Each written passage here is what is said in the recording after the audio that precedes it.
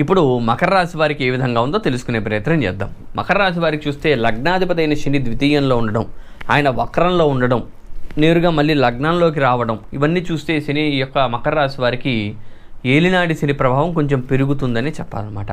ప్రస్తుతం వీరికి ఏలినాటి శని 3వ దశలో ఉంది. ఇంకో సంవత్సరంన్నర వీరికి ఏలినాటి శని ఉందనే చెప్పాలి. అయితే ఇక్కడ ఏలినాటి శని ప్రభావం ఇంకా పెరుగుతుంది. కొంత మీలో ధైర్యం తగ్గుతుంది, కొంత అనారోగ్య సమస్యలకు దారితీస్తుంది. ముఖ్యంగా ఈయన ద్వితీయంలో ఉండి వక్రంలో ఉండేటప్పటికీ ధనపరంగా ఇబ్బందులు ఉండే అవకాశం ఉంది. మీకన్నా తక్కువ అంటే మీకంటే కింద స్థాయి వాళ్ళ దగ్గరే మీరు అప్పులు చేసి డబ్బులు తీసుకొని వాళ్ళకి డబ్బులు ఇవ్వకుండా బాధ పెడుతూ ఉంటారు.